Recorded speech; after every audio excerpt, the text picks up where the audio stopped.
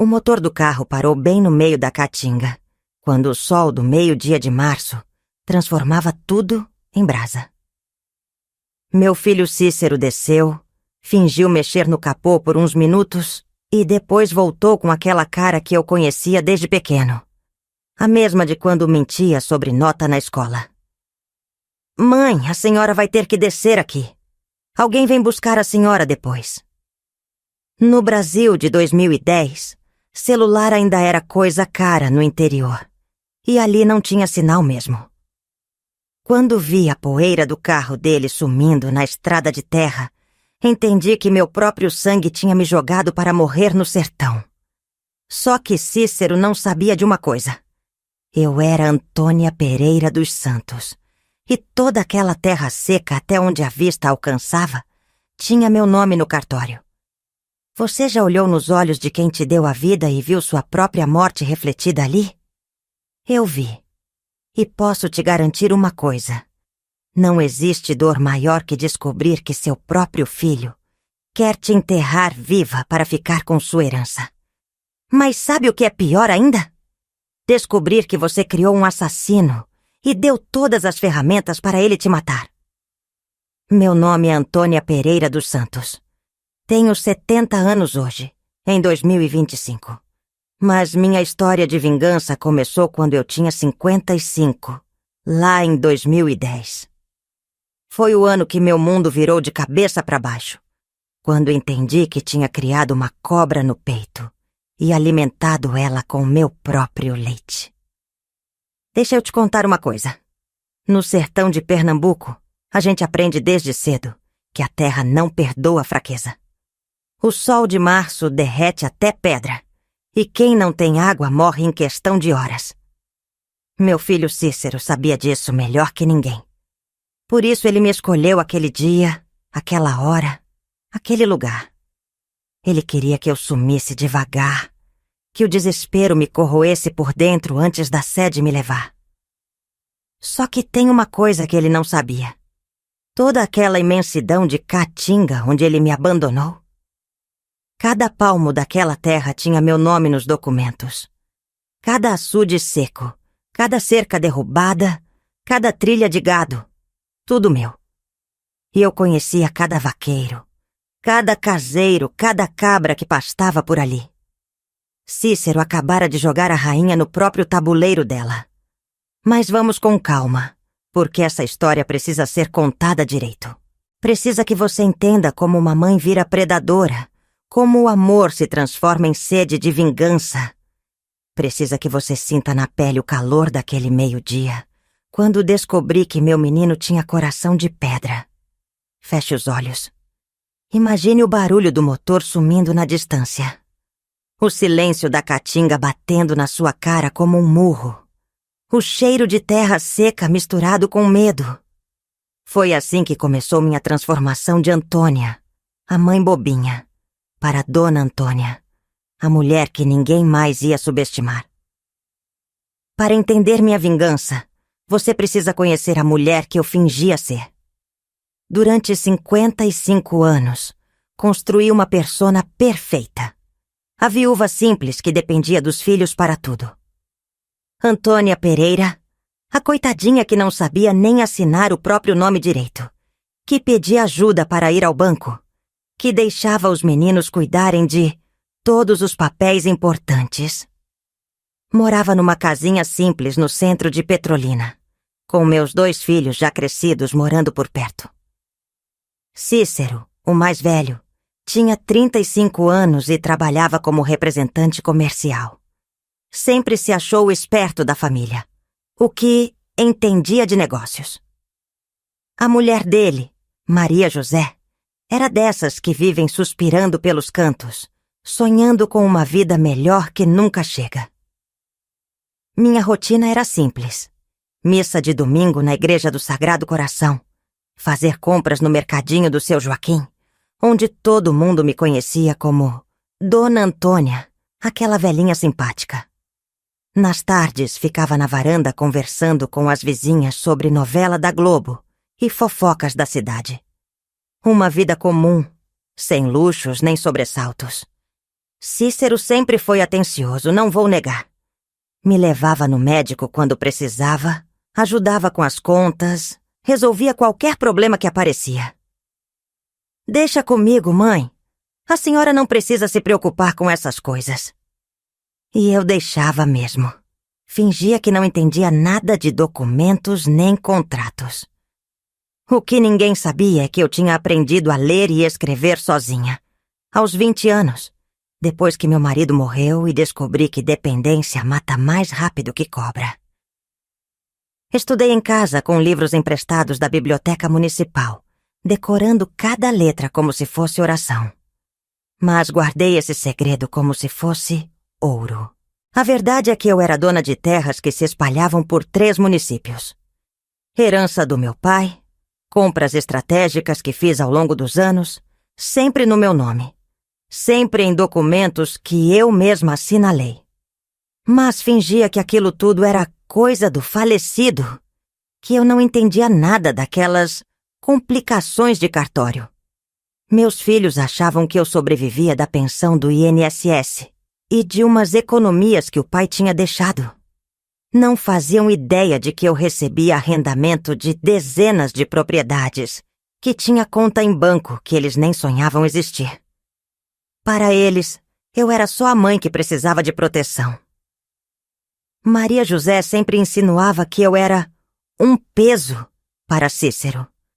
Suspirava quando eu chegava na casa deles. Fazia aquela cara de quem está fazendo favor. Ai, Cícero, sua mãe de novo aqui. Você precisa arrumar uma casa de repouso para ela. Eu engolia a raiva e continuava fingindo ser a velhinha inútil que ela queria que eu fosse. A ironia é que a casa onde eles moravam era minha. O terreno, escriturado em meu nome desde 1987. Mas eles não sabiam disso. Achavam que era herança do pai de Cícero, que eu tinha perdido os documentos e eles tinham arrumado tudo no cartório. Na verdade, eu deixava eles viverem ali de favor, observando cada movimento, cada conversa, cada plano que tramavam pelas minhas costas. O dia que mudou tudo foi 15 de março de 2010.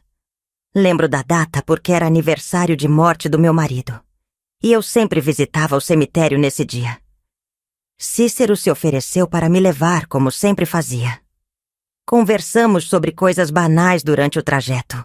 O calor que estava fazendo, a seca que vinha chegando, os planos dele de melhorar de vida.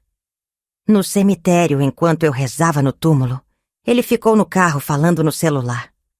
Naquela época, celular ainda apitava quando recebia torpedo, e eu ouvi várias mensagens chegando.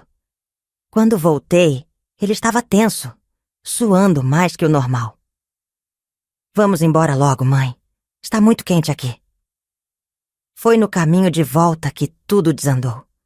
Cícero disse que precisava passar no cartório para resolver umas coisas para mim. Fiquei esperando no carro enquanto ele entrava. O que não esperava era ouvir a conversa dele do lado de fora. As janelas do cartório estavam abertas por causa do calor, e as vozes chegavam claras até onde eu estava. Sua mãe tem ideia do que possui? A voz era do escrivão, seu Manuel, que eu conhecia há anos. Não, ela não entende nada disso. Depois que meu pai morreu, ficou meio... Você sabe como é, né? Velhice.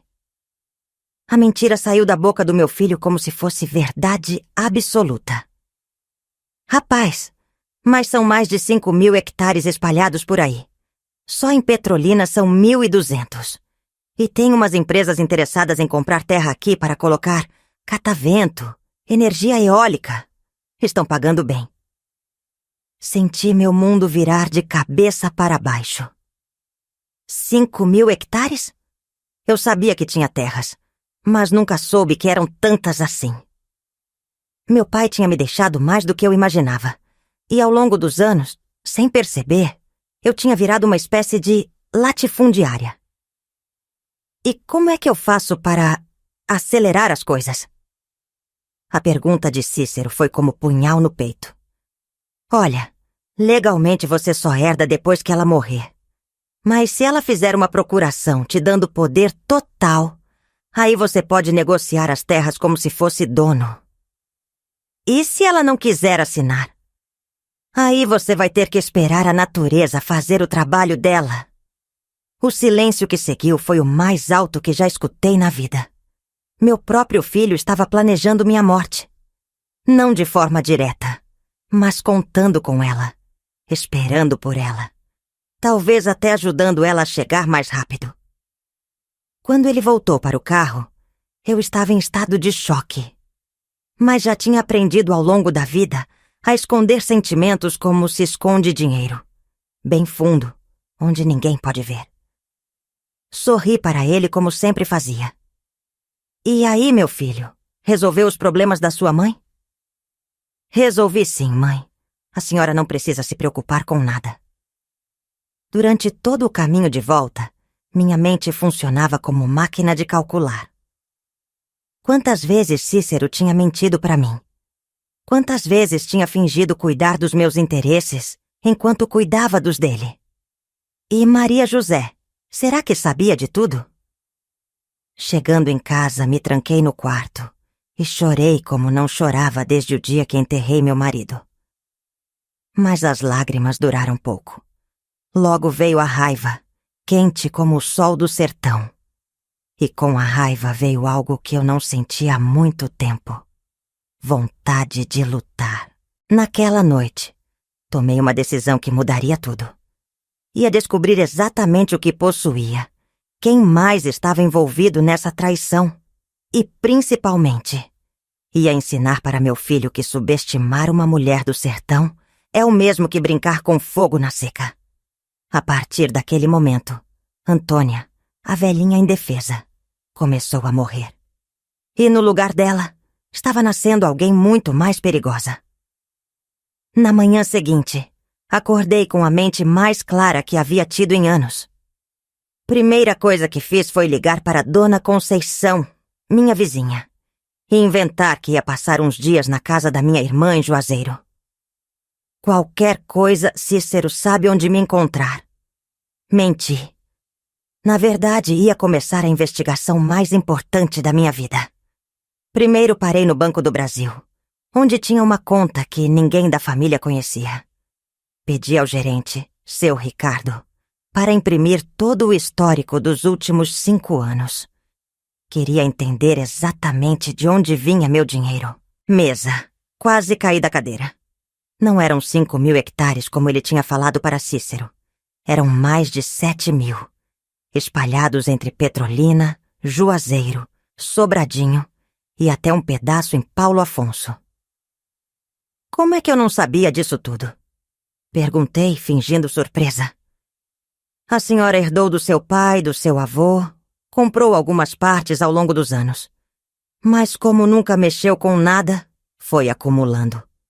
Olha aqui. Ele mostrou um mapa. Só essa faixa aqui na beira do São Francisco vale uma fortuna hoje em dia. E essas terras mais altas são perfeitas para energia eólica. Era exatamente o que eu queria ouvir. Sai do cartório com uma pasta cheia de documentos e uma nova compreensão do meu poder. Mas também com uma suspeita. Seu Manuel estava muito interessado nas minhas terras. Será que ele estava de conluio com Cícero? À tarde dediquei a uma atividade que não fazia há anos. Dirigir. Peguei meu Fusca velho, que estava parado na garagem desde 2008, e saí para percorrer minhas propriedades. Queria ver com meus próprios olhos o que era meu, quem estava cuidando de quê, e, principalmente, descobrir se tinha mais gente envolvida no plano contra mim. Primeira parada foi numa fazenda em Sobradinho que eu nem lembrava que possuía. Lá encontrei seu Raimundo, vaqueiro que conhecia meu pai desde menino. Quando me viu chegar, ficou surpreso. Dona Antônia, que milagre é esse? A senhora sumiu do mapa. Ando meio esquecida das coisas, seu Raimundo. Vim ver como estão os negócios. Está tudo em ordem, patroa. Mas posso falar uma coisa? Seu menino Cícero passou aqui semana passada fazendo perguntas sobre as terras. Queria saber quantas cabeças de gado tinha, se os pastos estavam bons, essas coisas. Meu coração acelerou. E o que você falou? Falei que não podia dar informação para ninguém sem ordem da senhora. Ele não gostou, não. Saiu bufando que nem touro bravo. Ali estava já a confirmação que eu precisava. Cícero estava mapeando meu patrimônio, provavelmente preparando o terreno para quando eu morresse. Mas seu Raimundo tinha sido leal. Isso me deu uma ideia. Seu Raimundo, preciso da sua ajuda numa coisa, mas tem que ficar só entre nós. Pode falar, patroa. Sou homem de palavra. Contei para ele, sem entrar em detalhes, que suspeitava que alguém estava tentando me passar para trás com as terras. Pedi para ele conversar com os outros vaqueiros e caseiros, descobrir se mais gente tinha aparecido fazendo perguntas, se alguém tinha oferecido dinheiro por informações. A senhora quer que eu seja seus ouvidos pelo sertão afora, disse ele, entendendo na hora. Exatamente. E seus olhos também. Nos dias seguintes, as informações que seu Raimundo me trouxe foram como peças de um quebra-cabeça que começava a fazer sentido. Cícero não estava agindo sozinho, e o plano era muito maior do que eu tinha imaginado. Primeira descoberta.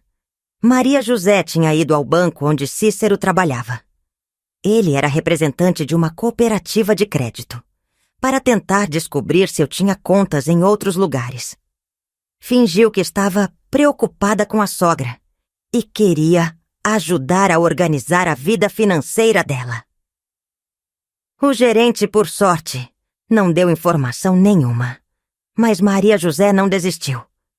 Andou perguntando para as vizinhas se eu recebia correspondência de bancos, se alguém tinha visto movimento estranho na minha casa. Segunda descoberta. O escrivão seu. Manuel estava mesmo de conluio. Tinha oferecido para Cícero uma parceria na venda das terras. Ele facilitaria toda a documentação depois da minha morte, em troca de uma comissão de 10% sobre o valor das vendas.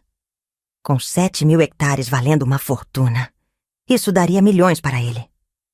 Terceira descoberta. E essa foi a que mais me doeu. Meu filho mais novo, Antônio, sabia de tudo. Não estava participando ativamente, mas sabia e não tinha me avisado.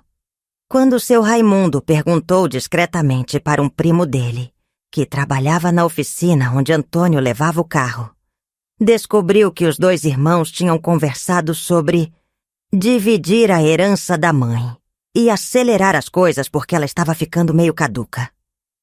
Mas a revelação que quase me matou do coração foi outra. Descobri que Cícero andava contando para todo mundo que eu estava com princípio de Alzheimer e que em breve ele teria que tomar conta de tudo. Inventou que eu tinha esquecido o fogo ligado, que tinha se perdido na rua, que não lembrava mais o nome dos netos.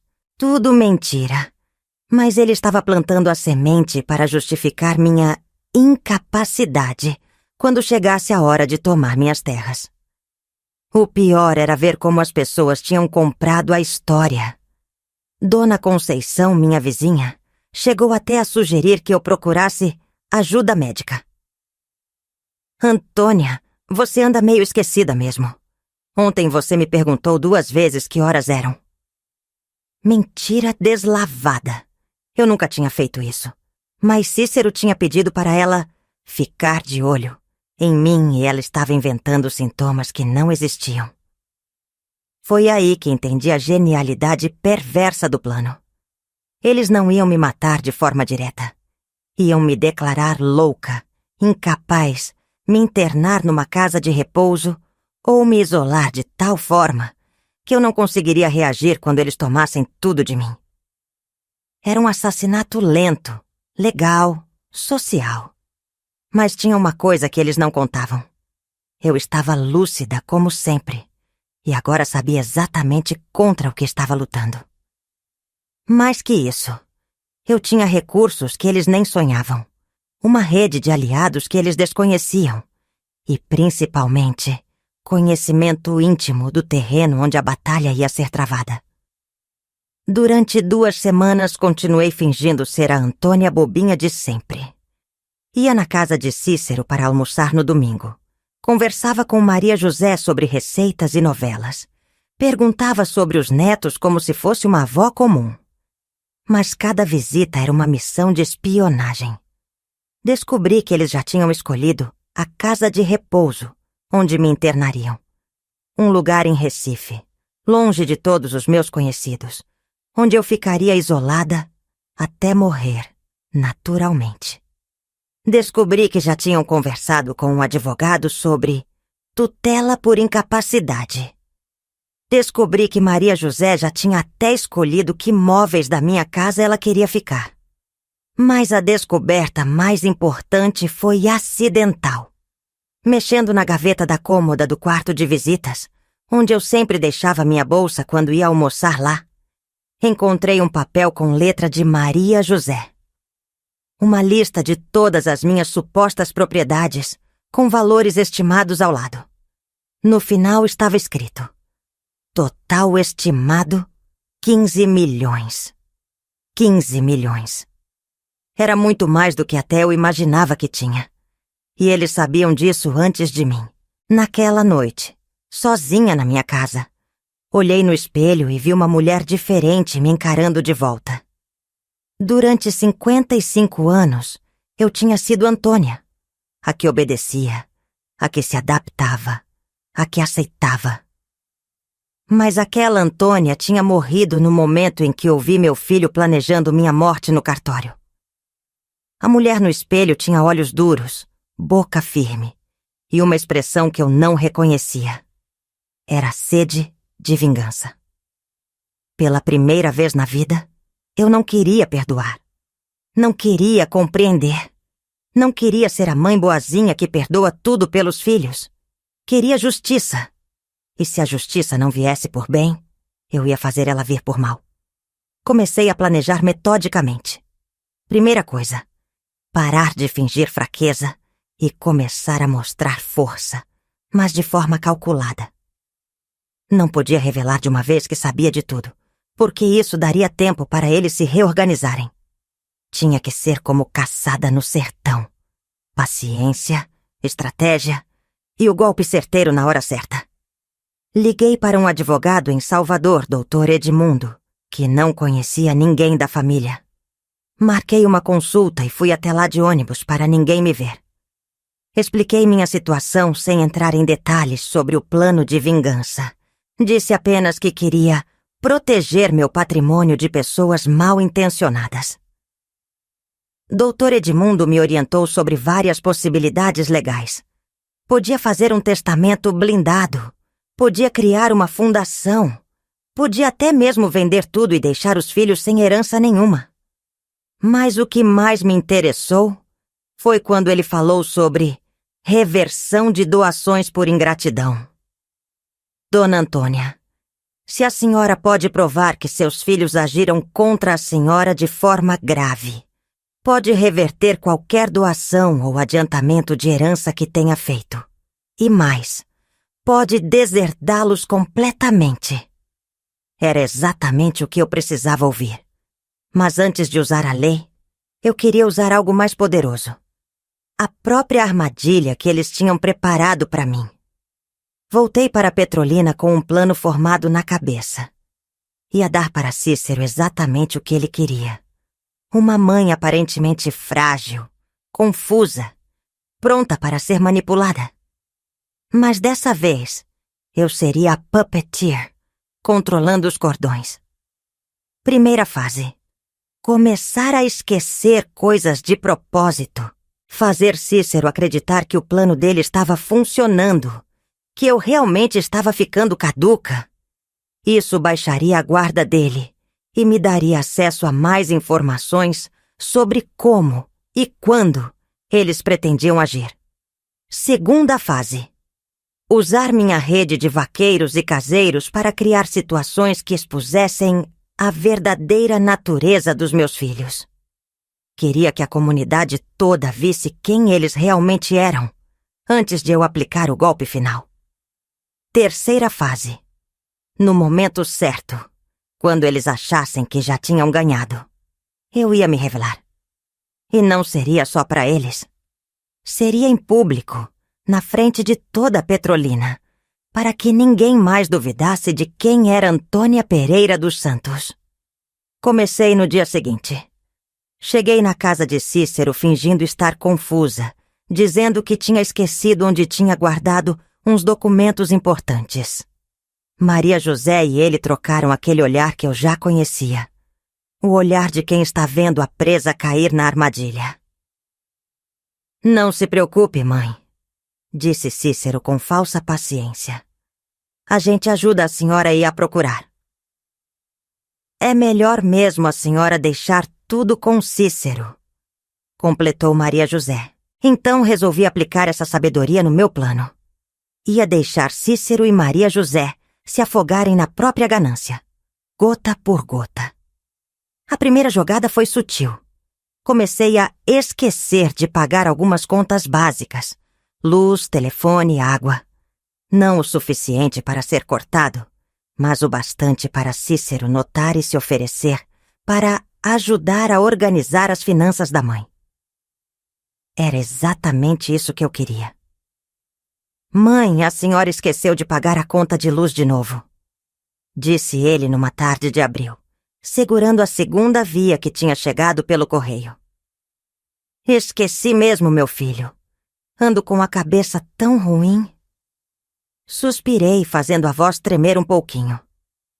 Olha, que tal se eu passo a cuidar disso para a senhora?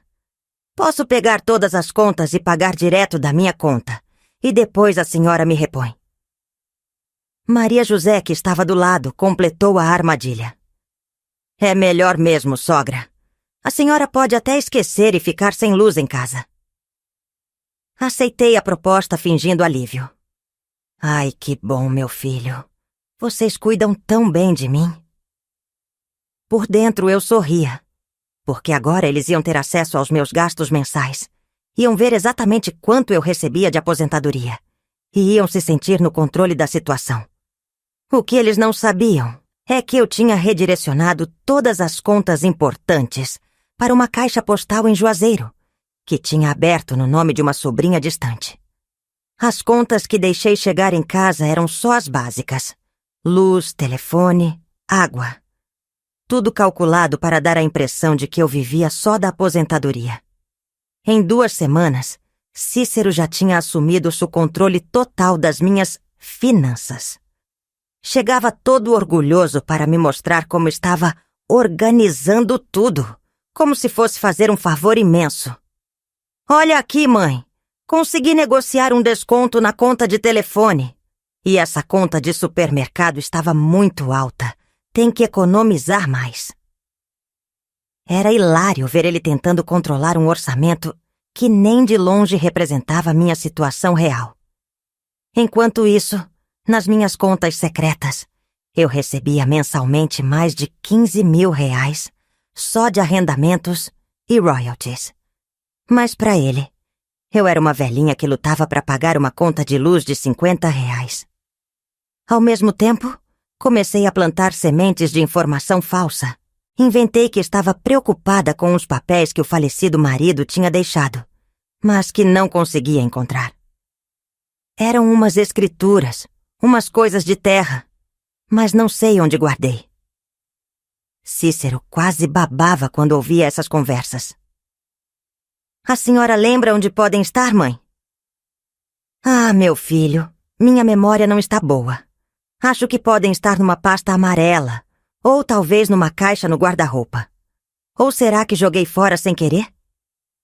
Ele e Maria José passaram o fim de semana seguinte ajudando a revirar minha casa procurando documentos inexistentes. Claro que não acharam nada, porque o que eles procuravam estava guardado no cofre do Banco do Brasil, junto com o meu testamento recém-feito. Mas a parte mais divertida era ver a frustração crescendo no rosto dos dois. Cada documento comum que encontravam, certidão de nascimento, carteira de trabalho velha, fotos antigas, era uma decepção. Eles queriam escrituras de terra, contratos de arrendamento, alguma coisa que provasse que eu tinha patrimônio escondido. Sogra, disse Maria José numa dessas buscas, a senhora tem certeza que seu marido tinha terras? Tinha sim, minha filha. Ele sempre falava que ia deixar uma herança boa para os meninos. Mas depois que ele morreu, nunca mais achei os papéis. A cara de desespero dela era impagável. Eu podia quase ouvir os pensamentos. E se a velha perdeu tudo mesmo? E se não tem herança nenhuma? Depois de estabelecer meu controle sobre a situação, resolvi testar até onde Cícero e Maria José estavam dispostos a ir. Queria medir o nível de frieza deles, entender exatamente que tipo de monstros eu tinha criado. Primeira experiência. Fingi um pequeno acidente doméstico. Cheguei na casa deles com um curativo no braço, dizendo que tinha me cortado com uma faca na cozinha. Foi só um cortezinho boba, mas sangrou bastante. Fiquei com medo. A reação dos dois foi reveladora. Cícero perguntou se eu havia procurado médico, mas não se ofereceu para me levar. Maria José nem chegou perto para ver o machucado. Em vez disso, trocaram um olhar que eu interceptei.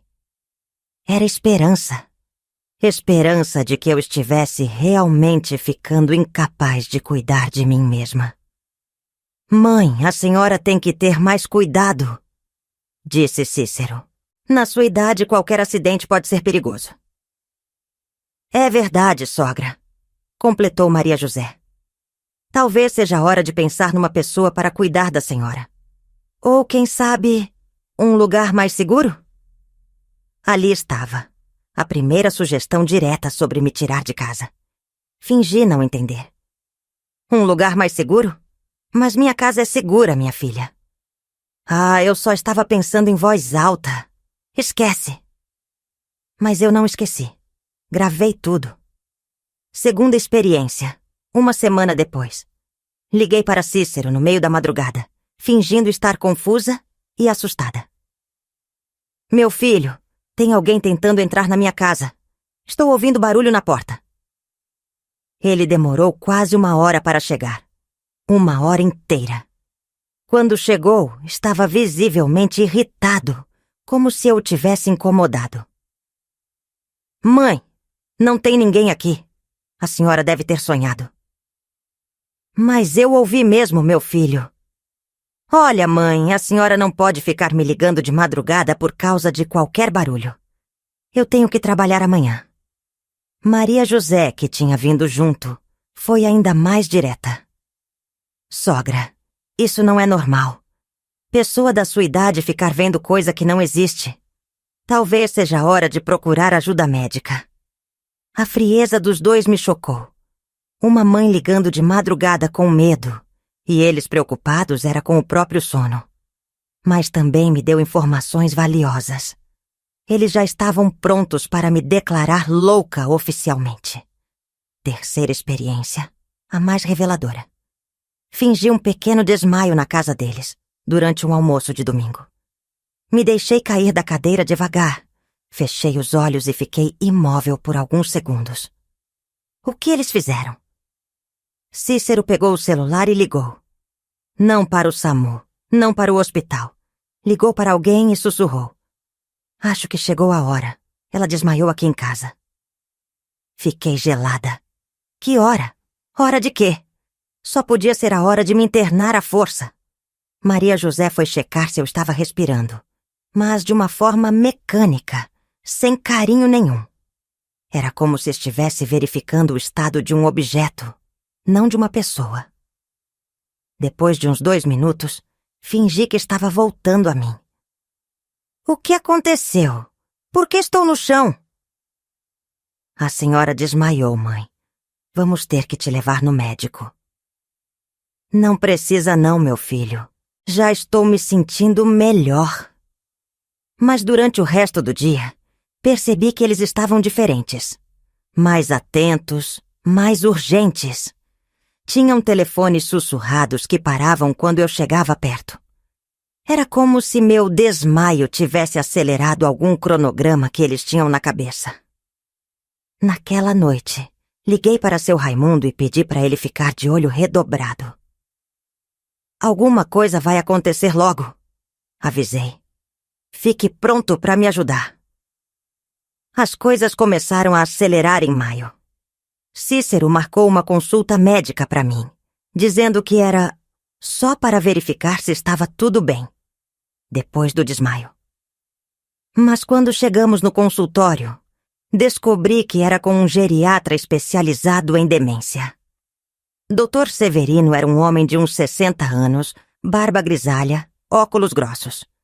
Começou a consulta fazendo perguntas básicas. Meu nome, idade, onde morava. Respondi tudo certinho, mas percebi que Cícero estava tenso. Ele queria que eu errasse. Dona Antônia, disse o médico, seu filho me contou que a senhora anda esquecendo algumas coisas. Algumas coisinhas bobas, doutor. Coisa da idade. Como o quê, por exemplo? Antes que eu pudesse responder, Cícero interrompeu. Ela esqueceu o fogo ligado semana passada, doutor. E ontem perguntou 3 vezes que horas eram. Mentira descarada. Mas eu não contestei. Queria ver até onde ele ia. O médico fez alguns testes de memória simples. Pedi para repetir uma sequência de números, para lembrar de 3 palavras, para desenhar um relógio. Passei em tudo facilmente, o que claramente frustrou Cícero. No final, Dr. Severino disse: Dona Antônia está muito bem para achar a idade. Não vejo sinais de demência ou perda cognitiva significativa. A cara de Cícero era um poema. Saímos do consultório e ele estava visivelmente irritado. Doutor, mas e os esquecimentos que eu falei? Podem ser estresse, depressão leve ou simplesmente o processo normal de envelhecimento. Nada preocupante no momento. Durante todo o caminho de volta, Cícero ficou em silêncio. Eu sabia que ele estava reformulando a estratégia. Se não conseguia me declarar louca, ia ter que partir para métodos mais diretos. Foi aí que as coisas ficaram realmente perigosas. Uma semana depois da consulta, Cícero apareceu na minha casa com Maria José e um homem que eu não conhecia. Apresentou como Dr. Valdeci, um advogado que vai ajudar a senhora a organizar os documentos. Dr. Valdeci era um sujeito magro, olhos pequenos, sorriso falso. Começou a falar sobre a importância de fazer um planejamento sucessório e de deixar tudo organizado para os filhos. Dona Antônia, seria interessante a senhora fazer uma procuração dando poderes ao seu filho Cícero para cuidar dos seus bens. Assim, se acontecer alguma coisa com a senhora, tudo já está resolvido. Era a armadilha final. Eles queriam me fazer assinar minha própria sentença de morte. Fingi interesse. E isso é bom mesmo, doutor? É o melhor que a senhora pode fazer pela família. Pedi um tempo para pensar melhor, dizendo que decisão importante não se toma de supetão. Dr. Valdeci insistiu que era urgente, que, na idade da senhora, qualquer coisa pode acontecer. Mas eu não assinei nada. Disse que queria conversar com meus outros filhos primeiro, que precisava de alguns dias para decidir. Conversas, documentos que provavam minha lucidez, registros bancários que mostravam meu patrimônio real, depoimentos de seu Raimundo e outros caseiros confirmando que Cícero andava investigando minhas terras. Segundo, preparei minha rede de apoio. Seu Raimundo mobilizou todos os vaqueiros e caseiros das propriedades. Doutor Edmundo veio de Salvador e se hospedou discretamente numa pousada em Juazeiro. Até o delegado da cidade, Dr. Marcos, que conhecia minha família há anos, foi informado sobre a situação. Mas o elemento mais importante do meu plano era o timing. Tinha que escolher o momento certo, quando eles se sentissem mais seguros, mais próximos da vitória. E esse momento chegou numa quinta-feira de junho, quando Cícero apareceu na minha casa com o Dr. Valdeci e mais 2 homens que eu não conhecia. Mãe, trouxe o doutor de novo. E esses são uns empresários interessados em comprar umas terras que talvez a senhora tenha. Queriam conversar com a senhora. Os empresários eram 2 homens de terno, um deles carregando uma maleta de documentos. Se apresentaram como representantes de uma empresa de energia eólica que estava mapeando a região para instalar parques de catavento. Dona Antônia, disse um deles, soubemos que a senhora pode ser proprietária de terras na região. Gostaríamos de fazer uma proposta. Era surreal. Eles estavam na minha casa tentando comprar minhas próprias terras de mim, através do meu filho que ainda nem era meu herdeiro legal.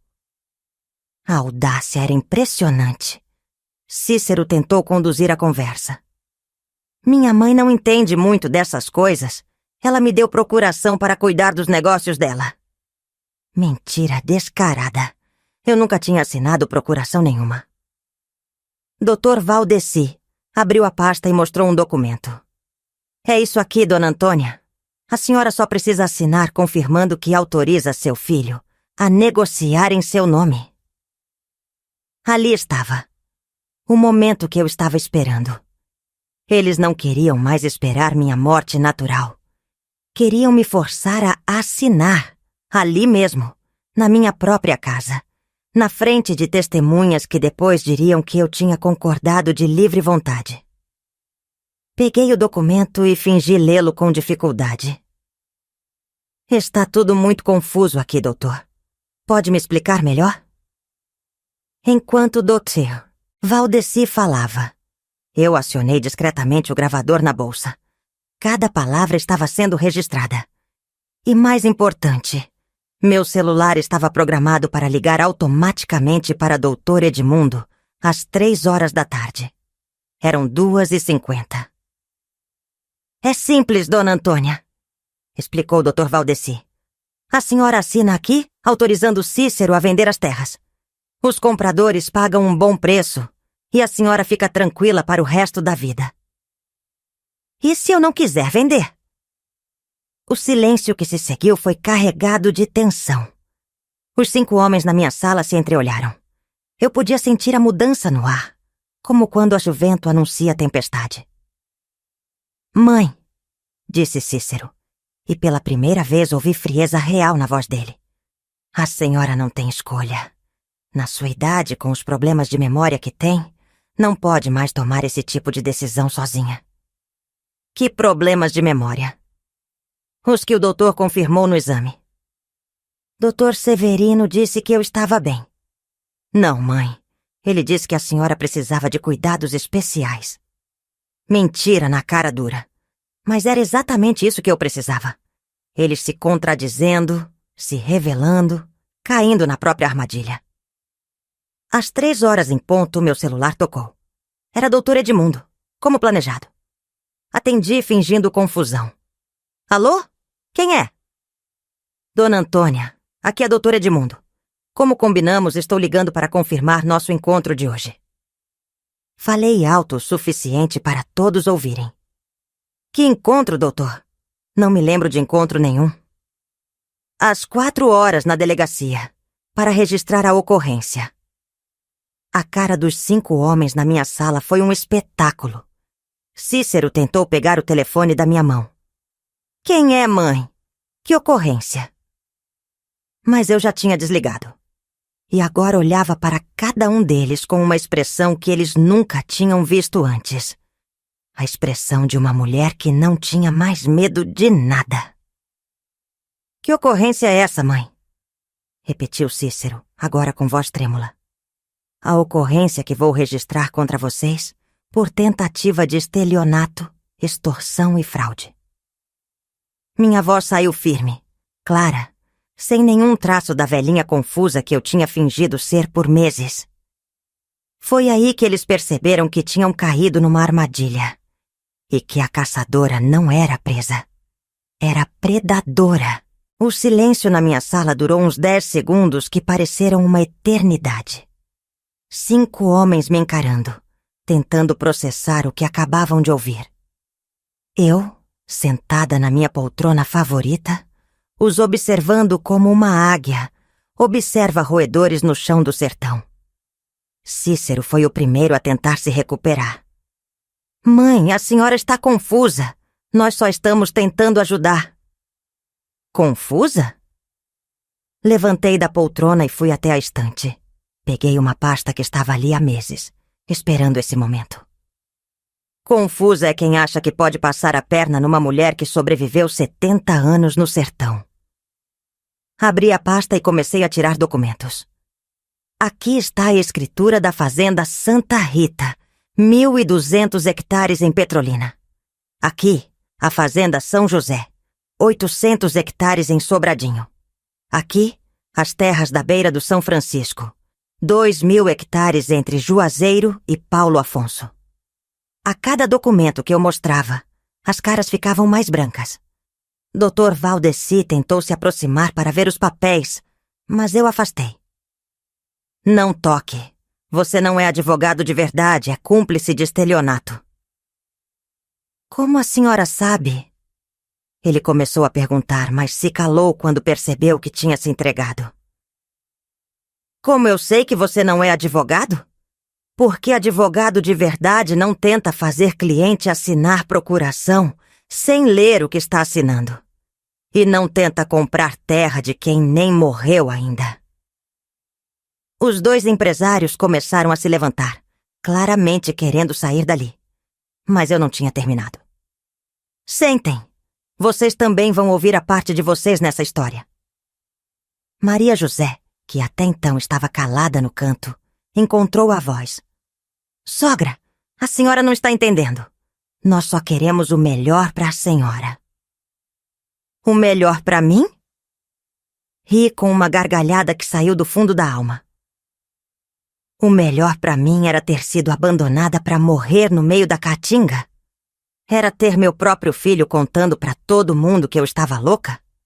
Era vocês 2 escolhendo qual casa de repouso ia me enfiar? Cícero empalideceu. Quem foi que disse isso para a senhora? Ninguém precisou dizer nada. Eu escutei. Escutei você no cartório planejando minha morte. Escutei você falando com o Dr. Valdeci sobre como me forçar a assinar procuração. Escutei você e Maria José escolhendo meus móveis antes de eu morrer. Peguei o gravador da bolsa e coloquei na mesa de centro. E gravei tudo. Cada conversa, cada mentira, cada plano de vocês contra mim. Dr. Valdeci tentou uma última cartada. Dona Antônia, gravação feita sem autorização não vale como prova. Não vale? Sorri de novo. Dr. Edmundo, meu advogado verdadeiro, disse que vale sim. Principalmente quando é para provar crime contra idoso. Isso dá cadeia, sabia? Foi aí que Cícero perdeu a compostura. Que advogado?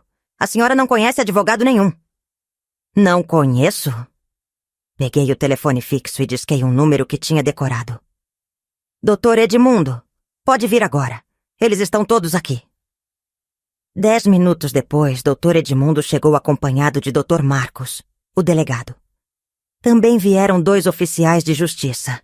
E, para minha satisfação, seu Raimundo com mais 3 vaqueiros das fazendas. Cícero tentou uma última vez assumir o controle da situação. Delegado, minha mãe está com problemas mentais. Ela não sabe o que está falando. Dr. Marcos, que conhecia nossa família há 20 anos, olhou para mim. Dona Antônia, a senhora pode me explicar o que está acontecendo aqui? Posso sim, Dr. Marcos. Minha voz saiu clara e firme. Meu filho e essas pessoas estavam tentando me obrigar a assinar uma procuração fraudulenta para tomar minhas terras. Aqui estão as provas. Entreguei para o delegado toda a documentação. Os registros das propriedades, as gravações, os papéis falsos que Dr. Valdeci tinha trazido, até mesmo as anotações de Maria José que eu tinha fotografado. Dr. Edmundo pegou a palavra. Dr. Marcos, Estamos diante de uma tentativa de estelionato contra idoso, falsificação de documentos e formação de quadrilha. Minha cliente foi vítima de um plano elaborado para tomar seu patrimônio. Que patrimônio! Gritou Cícero desesperado. Minha mãe é aposentada, vive da pensão do INSS. Foi aí que eu decidi dar o golpe de misericórdia. Seu Raimundo, pode falar para o delegado quanto eu pago de arrendamento por mês para os fazendeiros da região? Seu Raimundo, todo orgulhoso, respondeu. Dona Antônia recebe R$ 15.000 por mês só dos arrendamentos, sem contar os royalties da mineradora e os contratos de piscicultura. A cara de Cícero foi um poema. Maria José simplesmente desabou numa cadeira. Os empresários tentaram sair, mas os policiais bloquearam a porta. E tem mais, continuei. Dr. Marcos, esse homem aqui, apontei para Dr. Valdeci, não é advogado. É um estelionatário que meu filho contratou para criar documentos falsos. Dr. Edmundo mostrou uma consulta que tinha feito na OAB. Não existe nenhum advogado com esse nome e CPF registrado em Pernambuco. Dr. Valdeci tentou correr, mas foi detido pelos policiais. Os dois empresários tentaram se explicar dizendo que não sabiam de nada, que Cícero tinha procurado eles oferecendo terras para vender. E vocês acreditaram que um representante comercial tinha 7.000 hectares de terra? Perguntou o delegado. Ele disse que era herança da mãe, que ela tinha autorizado... Sem nem ver a documentação? Sem verificar se eu estava viva? Minha voz saiu carregada de ironia. Mira o que fez. Dr. Marcos deu voz de prisão para Cícero, Dr. Valdeci e os dois empresários. Maria José, como não tinha participação direta nos documentos falsos, foi liberada, mas intimada a depor. Mas minha vingança estava só começando. Quando os presos foram levados, pedi para Dr. Marcos ficar mais um pouco. Tinha mais algumas coisas para resolver. Dr. Marcos, preciso fazer um comunicado oficial, como proprietária das terras onde essas pessoas vivem. Peguei outro documento da pasta. A escritura da casa onde Cícero e Maria José moravam. Esta casa está em meu nome desde 1987. Eu autorizo que eles morassem aqui de graça durante todos esses anos. Mas agora, por motivos óbvios, estou revogando essa autorização. Maria José quase desmaiou. Sogra, a senhora não pode... Onde é que eu vou morar? Onde você quiser. Só não pode ser numa casa que é minha. Mas não parei por aí. Liguei para todos os comerciantes da cidade que tinham fichas de crédito no nome de Cícero. Aqui é Antônia Pereira dos Santos. O rapaz que vocês conhecem como Cícero não tem mais minha autorização para fazer compras na minha conta. Aliás, ele está preso por estelionato. Em 2 horas, todo mundo em Petrolina sabia da história. No interior, notícia voa mais rápido que urubu farejando carniça. Liguei também para a cooperativa onde Cícero trabalhava. Preciso comunicar que meu filho foi preso por tentar fraudar documentos. Achei que vocês deviam saber, já que ele trabalha com crédito rural. No dia seguinte, Cícero foi demitido. Mas a vingança mais doce veio quando os verdadeiros empresários de energia eólica apareceram. Não os estelionatários que Cícero tinha arrumado, mas uma empresa séria, com proposta de verdade. Dona Antônia, soubemos que a senhora é proprietária de terras ideais para nosso projeto. Gostaríamos de fazer uma proposta de arrendamento de longo prazo. A proposta era de R$ 2.000.000 por ano, durante 20 anos. 40 milhões no total, só para deixar eles colocarem cataventos nas minhas terras. Assinei o contrato na frente de todo mundo, no cartório, com seu Manuel como testemunha. O mesmo seu Manuel que tinha tramado com Cícero para me passar para trás. Seu Manuel, disse eu na hora de assinar. Lembra quando você conversou com meu filho sobre acelerar minha herança? Ele ficou vermelho. Dona Antônia, Relaxe, não vou te processar. Mas quero que saiba que toda vez que você olhar para esses cataventos girando na minha terra, vai lembrar que tentou me roubar e não conseguiu. Depois da assinatura, fui visitar Cícero na cadeia. Ele estava magro, cabisbaixo, irreconhecível. Quando me viu, começou a chorar. Mãe, me perdoa. Eu não sabia o que estava fazendo. Sabia sim, Cícero. Sabia exatamente. Você contou os dias para minha morte. Planejou me abandonar no deserto. Tentou me roubar. Você sabia de tudo. Eu posso mudar, mãe. Posso ser diferente. Olhei para ele através das grades e senti uma mistura de pena e desgosto. Pode ser, mas não vai ser comigo. Vou te ajudar com o advogado, vou garantir que você tenha um julgamento justo. Mas depois disso, você não é mais meu filho. Mãe, não fala isso. Já falei.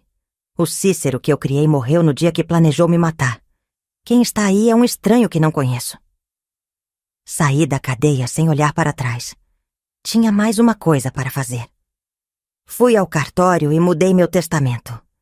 Em vez de deixar tudo para os filhos, criei uma fundação com meu nome para ajudar viúvas carentes do sertão.